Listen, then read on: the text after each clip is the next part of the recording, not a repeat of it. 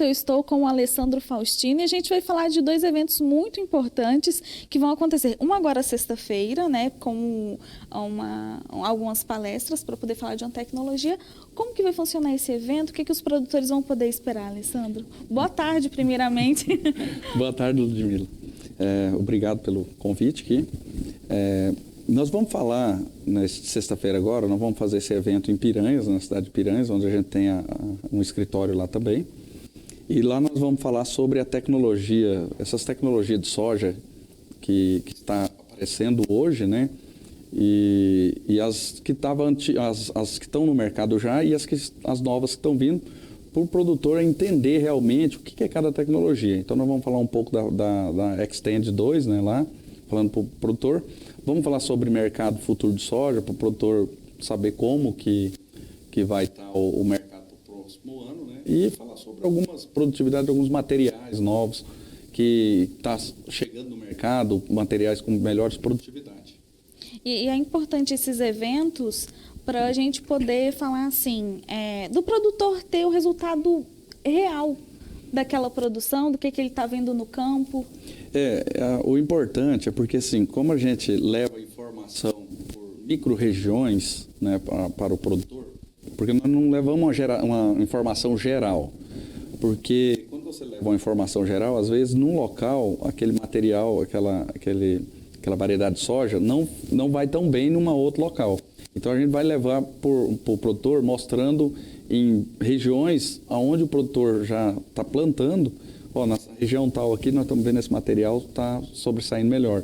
Na região tal, esse aqui está sendo melhor. Então, nós vamos mostrando por partes para o cliente entender o que fica melhor para ele. Alessandro, falando sobre o evento, sobre a Intacta 2 Extend, né? Mostrar essas micro-regiões, porque às vezes, dependendo da região, da condição do solo, condição de clima, pode alterar um pouco a produtividade, o desempenho dela também. Sim, o que a gente quer mostrar lá é assim, tem materiais que ele vai tanto bem em terras vermelhas como em terra mista.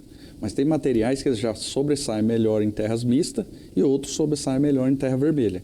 Então a gente quer mostrar todos esses materiais lá para o produtor, fazer um bate-papo, falando para eles, de cada região, o que tem sido melhor e qual tecnologia a gente está tendo um resultado melhor lá. E esses bate-papos com o produtor também é importante para vocês entenderem o que está acontecendo na lavoura, qual que é a demanda que eles estão querendo também, né? Dá para trocar essas informações? Dá para trocar todas as informações, porque às vezes nem sempre o que uma fazenda tem um problema, a outra vai ter. Então, lá a gente consegue tirar dúvidas do produtor. Eu estou com um problema assim, então o que a gente pode fazer para melhorar esse problema, entendeu? E em relação ao evento, vai acontecer um plantão, né? Semana que vem, dia 14 e 15. Isso. Como que isso também vai funcionar o produtor rural? Qual que é a ideia de vocês? A ideia nossa lá é levar o produtor lá as tecnologias de híbridos de milho que nós temos hoje, também tecnologia de produtos químicos no controle de cigarrinha, controle de doenças, né?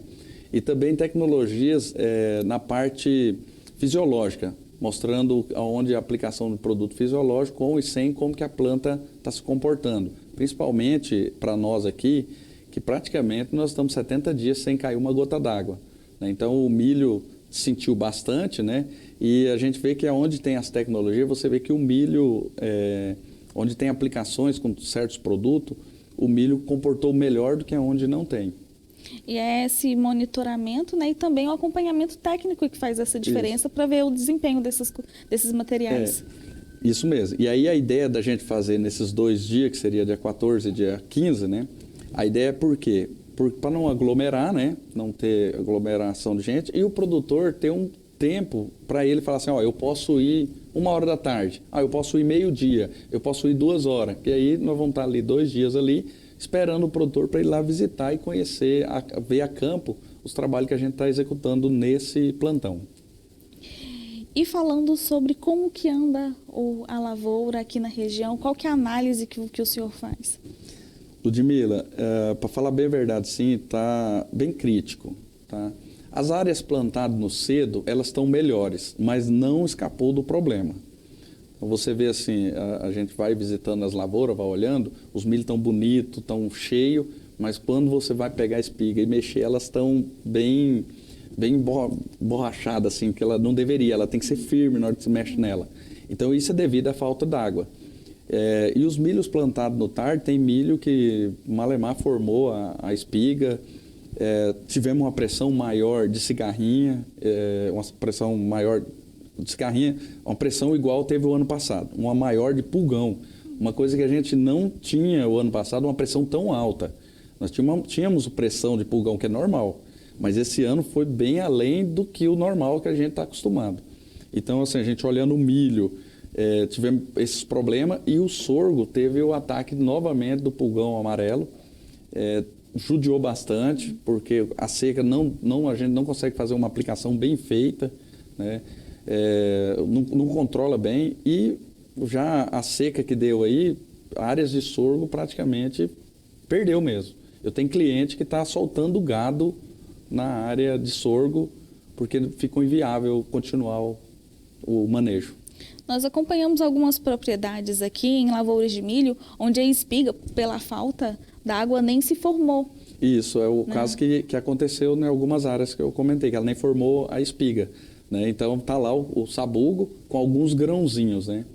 E a pressão de cigarrinha também muito alta, também deu um problema maior de enfesamento, né? As aplicações que a gente não conseguiu fazer a aplicação de fungicida, porque aí parou a chuva, é inviável aplicar, aí, querendo ou não, a doença acaba atacando mais. Então, nós tivemos, esse ano, está sendo bem crítico para o produtor. E pensando para o próximo ciclo, também é perigoso essa questão da cigarrinha, porque mesmo a planta não formando, a espiga não dando produtividade, ela ainda é um hospedeiro, vamos dizer assim, para a cigarrinha. Ela fica ali. E aí o que acontece? Se na época da soja, plantou a soja, o produtor não controlar bem o milho também que está ali no meio, aí ela vai virando essa ponte verde, porque a cigarrinha ela sai do milho, ela vai para a cana, ela fica lá quietinha na cana esperando. E aí depois ela volta de novo para o milho. E assim, nós temos um plantio de cana aqui também expressivo na região. Então o produtor tem que tomar cuidado com isso. Faz um manejo bem feito na soja para a gente quebrar essa ponte verde para a safrinha. Que o problema é a questão dessa ponte verde, né? Milho verão, milho em pivô, isso infelizmente não tem o que fazer, porque o produtor não vai deixar de plantar. O que a gente tem que começar a fazer é achar maneiras para minimizar esse problema, né? De ter um resultado melhor. Materiais de milho com tolerância maior, né? Hoje eu estava conversando com um outro consultor, ele falando que eles estão fazendo um trabalho de adubação melhor no milho e está vendo o resultado, uma tolerância maior, ou seja, um milho mais sadio está tolerando mais ao enfesamento. Não significa que controla, tolera, né? É aquela questão de minimizar o problema ali para o resultado final. Essa questão da adubação também pode fazer a diferença, e nos eventos vocês também vão dar essas orientações? Vamos, né? Lá nesse plantão nós vamos estar falando da adubação que nós fizemos lá, por que nós fizemos aquela adubação, entendeu? Nós vamos estar falando do manejo desde da secação que foi feito na área até a segunda aplicação, a terceira aplicação de fungicida, né? Na lavoura de sorgo, você falou que acompanhou a propriedade em que o produtor ele teve que soltar o gado. Em outras regiões aqui, foi um cenário parecido com esse também? Foi. Eu estou acompanhando aqui, Jataí, Rio Verde, Piranhas, Carpônia, né, onde a gente acompanha, né? Tá mesma coisa, do mesmo jeito. A seca judiou bem mais do que o ano passado. E assim, o produtor que está lá com a lavoura prejudicada, que ele não tem muitas opções, qual que é a orientação que você também pode passar para ele como técnico?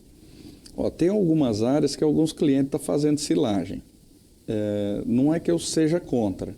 Às vezes ele precisa ganhar o dinheiro, mas tem que tomar cuidado porque a silagem ela limpa todo o solo. Então ele tem que adubar melhor a soja, porque a palha do milho ela retorna muito nutriente para o solo.